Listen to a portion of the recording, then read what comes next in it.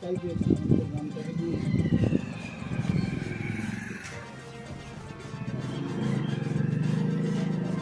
Flag তো বিজেপির আছে, জায়গায় জানাই তারপরে তার ব্যবস্থা করতে হবে। কি অভিযোগ? অভিযোগ মূলত আমাদের এই নির্বাচন পেরিয়ে গেল, নির্বাচনে দেয়ালে তো বিভিন্নভাবে লিখেছে কয়লা খেলি, পানি খেলি, রাষ্ট্রীয় খেলি, একটা হিন্দু গ্রাম, সেখানে 100% হিন্দু মানুষ বাস করে এখানে, এবং বেশিরভাগ হচ্ছে গোয়ালা সম্প্রদায়, মানে গরু পালন করে। সেই দেয়ালে দেয়ালে গরু খেলে এই কথাটা লেখায়, গ্রামের মানুষ এটা নিয়ে নানান রকমভাবে মন্তব্য করছে যে এই ভাষা কেন লিখবে। তারপরে আজকে দেখা যাচ্ছে যে আমাদের ফ্ল্যাগে সকালে দেখছি আমাদের যে টিএমসি সিম্বল আছে, সেই টিএমসি সিম্বলের উপরে গুটকা খেয়ে টোটাল সিম্বলটাকে লাল করে দিয়েছে। বিধানসভা ভোটের আগে এখানে আমাদের মাননীয় মন্ত্রী সিদ্দিকুল্লাহ চৌধুরী, ফ্ল্যাগ ছিল, রবি চ্যাটার্জি ছিল এবং সিদ্দিকুল্লাহ চৌধুরী ছিল, মমতা ব্যানার্জি ছিল, কিন্তু সিদ্দিকুল্লাহ যেহেতু মুসলমানের ছেলে বলে তার কিছুটা কেটে দেওয়া হলো। আমরা থানায় কমপ্লেন করেছিলাম, থানা সে নিয়ে গিয়েছিল। তো একটার পর একটা এইভাবে শান্ত গ্রামটাকে অশান্ত করার চেষ্টা করছে। আমরা চাইছি প্রশাসন এর কঠোর ব্যবস্থা কঠিন হাতে নিক, তা নাহলে যা ঘটনা ঘটাচ্ছে ভবিষ্যতে আর বড় ধরনের ঘটনা এই গ্রামে ঘটাতে পারে বলে আমরা আশঙ্কা করছি।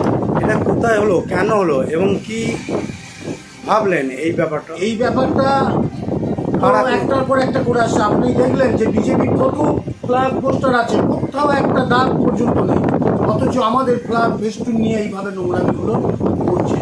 আমরা এই বিষয়টা প্রশাসনকে জানিয়েছি, প্রশাসন আমাদের সঙ্গে সঙ্গে এসেছেন এবং দেখেছেন, ফ্ল্যাগ নিয়ে গেছেন এবং এখানে সিসিটিভি ক্যামেরা ছিল, সেই ক্যামেরাটাও নিয়ে গেছেন। যা যতদূর জানলাম ক্যামেরা দেখলেই ধরা যাবে কে বা কারা করছে।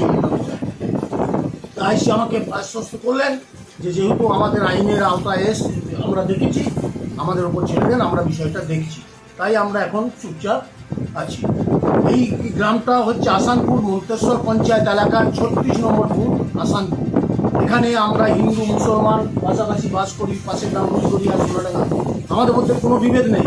কিন্তু এমনভাবে এরা নোংরামি করছে, যে কোনো সময় হিন্দু মুসলমান আমাদের মধ্যে একটা মানে আমরা আশঙ্কা করছি যেভাবে এরা বিজেপি একটা সাম্প্রদায়িক খেলা খেলছে। তাই এটা আমরা চাইছি প্রশাসন সত্তর ব্যবস্থা নিয়ে ওই দোষী ব্যক্তিকে চিহ্নিত করে তাদের কঠিন সাজাও। ভোটের পর এরকম ঘটনা কেন হলো, কারা করতে পারে? কারা করতে পারে? আমরা তো স্পেসিফিক কমপ্লেন দিয়েছি যে তুষারকান্তি গাঁ, পিতা গোবিন্দ দা, তার নেতৃত্বে এটা চলছে, সেইগুলোকে করাচ্ছে, তার চক্রান্তে এটা চলছে। আমরা মার্চ পিটিশন করে ভোটের আগেও তাকে জানিয়েছি যে আমাদের অশান্ত গ্রামকে শান্ত করছি। আমরা মাননীয় মুখ্যমন্ত্রী থেকে আরম্ভ করে ডিএম থেকে ডিজি থেকে আরম্ভ করে ওসি থেকে এমএলএ থেকে সকলকে আমরা বিষয়গুলো অবগত করেছি। এরপরে আজকে আমরা আইসিকে দিলাম, আপনি খবর পেয়ে এলেন, দেখলেন দেয়ালে কী ভাষা লেখা আছে, সে লিখেছে, আমরা তাও কোনো প্রতিবাদ করিনি। কিন্তু আবার এই গুটকা খেয়ে সেই সিম্বলের উপর দেওয়া, এটা আমাদের পক্ষে সহ্য করা কঠিন হয়ে যাচ্ছে। এরপরে দেখুন এই নোংরামি, আপনি এত ফ্ল্যাগ আছে দেখে গেলেন, কোথাও কিন্তু কোনো বিজেপির ফ্ল্যাগে কেউ কোনো হাত দেয়নি। এরপরে ওরা নতুন করে আবার নাটক সাজাতে শুরু করবে। তাই আমরা আগে প্রশাসনের কাছে আমরা জানিয়েছি, প্রশাসন কী ব্যবস্থা নেয় দেখি, যদি প্রশাসন সঠিক ব্যবস্থা নেয় ভালো, না হলে আমরা বৃহত্তর আন্দোলনে যাবই। ঘটনাটা কোন জায়গায়? ঘটনাটা হয়েছে প্রাইমারি স্কুল যেখানে আমাদের ভোট হলো, একদম স্কুলের টার্ন রাস্তায়, একদম সেখানেই ওই বাড়িতে, বাড়ির ভেবলানটা ওর ডাক নাম ভেবলা করে ডাকে, ওর বাড়ির দেয়ালে ছিল, যেখানে দেখলেন আপনি গরুখার কথা লেখা আছে, সুকুমার হাজরা নাম, ওর দেয়ালে ছিল ফ্ল্যাগটা, ওর দেয়ালে দিয়েছে, সেটা নিয়ে গেছে। আর ওর দেয়ালেও দেখলেন লেখা আছে গরুখার, বালি খা, কে বালি খেয়েছে, গরু খেয়েছে, কিন্তু গরু খার কথাটা আমরা মেনে নিতে পারছি না। এইটা হচ্ছে আমাদের মেন। আমার পরিচয়, আমার নাম শিশির ঘোষ, আমি তৃণমূলের বর্তমানে এই গ্রামের সদস্য। তৃণমূলের লোকেরা বলছে বিজেপি এই ঘটনাগুলো করেছে, তা আপনার কি মত? দেখুন, বিজেপি এরকম ঘৃণ্য কাজ পছন্দ করে না, এটা তৃণমূলের কালচার। কারণ 21 সালে নির্বাচন হয়ে যাওয়ার পর ওই ত্রিপল্লী বাজারে বিজেপির খেলাগুলোকে নর্দমায় খেলা হয়েছিল। আমরা থানায় অভিযোগ করেছিলাম। তো এইরকম ঘৃণ্য কাজ তৃণমূলই করে। যার নামে অভিযোগ করছে তুষারকান্তি দা বিড়ি খায় না, সিগারেট খায় না, গুটকা খায় না, তেরেঙ্গাও খায় না, কোনো নেশাভান করে না। তাই এ মিথ্যা ওকে ফাঁসানো চক্রান্ত করছে। কারণ যিনি অভিযোগ জানাচ্ছেন তিনি কি ধরনের মানুষ, কি ধরনের বক্তব্য রাখেন। উনি সোনাডাঙ্গায় বক্তব্য রাখছেন যে জয় শ্রীরাম বললে তাদের মুখে থুতু দেয়। উনি সেই রকম একজন সম্প্রদায়ের মানুষ, উস্কানিমূলক কথা বলে। উনি একজন কি প্রকৃত মানুষ।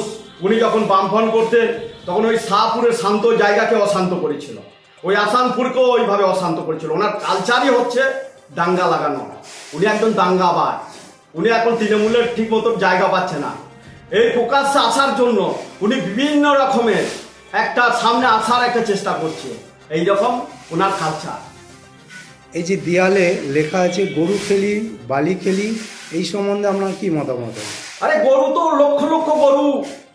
তৃণমূল সরকারের যে জেলা সভাপতি বীরভূমের অনুব্রত মণ্ডল লক্ষ লক্ষ কোটি কোটি গরু বাংলাদেশে পাচার করেছে। সেটা ভারত সারা বিশ্বের মানুষ দেখেছে।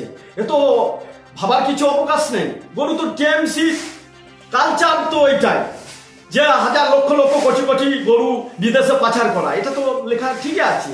বালি দেখতে পাচ্ছেন, রাস্তায় দেখতে পাচ্ছেন লক্ষ লক্ষ ডাম্পারে কিভাবে বালি সাপ্লাই হচ্ছে। এ তো আজকে শিক্ষাটাকে কোন জায়গায় নিয়ে গেছে। আজকে কোনটা বলবেন যে কি দুর্নীতি নেই, এটা মানুষকে আর বলতে হয় না, লিখে জানাতে হয় না। আর এখন ওদের গায়ে ফসকা উঠবে। কারণ উনি চাইছেন যে এখন তৃণমূলে ঠিকমতো জায়গা পাচ্ছেন না, উনি সামনে আসার চেষ্টা করছেন। আসানপুরে এই যে ঘটনাটা ভোটের পর শুরু হলো, তা আপনি কি বলবেন এই ব্যাপারটা? উনার বারবারই এইভাবে করেন। উনি যখন বামফ্রন্ট করতেন আমি ছিলাম ওনার সঙ্গে এক সময়। উনি শান্ত জায়গাকে পরিকল্পিতভাবে অশান্ত করার চেষ্টা করে। ওনার এটা পুরনো অভিজ্ঞতা, ওনার এটা পুরনো কালচার। উনি এইভাবে করবে। উনি এখন থেকে পার্টি অফিসে এখন বলছে রেজাল্ট বেরোক, দেখে নেবো, বুঝে নেবো, এইভাবে সবাইকে হুমকিনি তমকিনি চমকানোর চেষ্টা করছে। আর মেন মুদ্রার কথা হচ্ছে উনি তৃণমূলে এখন ঠিক জায়গা পাচ্ছেন না। সামনে আসার জন্য, জায়গা পাওয়ার জন্য উনি এখন বিভিন্ন নাটক উনি করবেন। সব থেকে মুদ্রার কথা হচ্ছে আমাদের শাহপুর, আসামপুর, রুইগলিয়ায় একটা কৃষি সমবায় সমিতি ছিল। সেই সমবায় সমিতি গরিব মেহনতি মানুষেরা, মধ্যবিত্ত কৃষকেরা কিছু সঞ্চয় করে টাকা রেখেছিল। সেই সমিতিটা দুর্নীতির জন্য রাতারাতি ডাম্পার দিয়ে ভেঙে দিল। এইরকম একটা দুর্নীতিগ্রস্ত একজন তৃণমূলের নেতা আজকে সে তৃণমূলের ঠাঁই পাচ্ছে না। সামনে আসার জন্য উনি এইভাবে একটা নাটক করে চলেছে। আপনার নাম পরিচয়? আমার নাম ঝুলন হাজরা, মন্তেশ্বর বিধানসভা 1 নম্বর মন্ডল সভাপতি, ভারতীয় জনতা।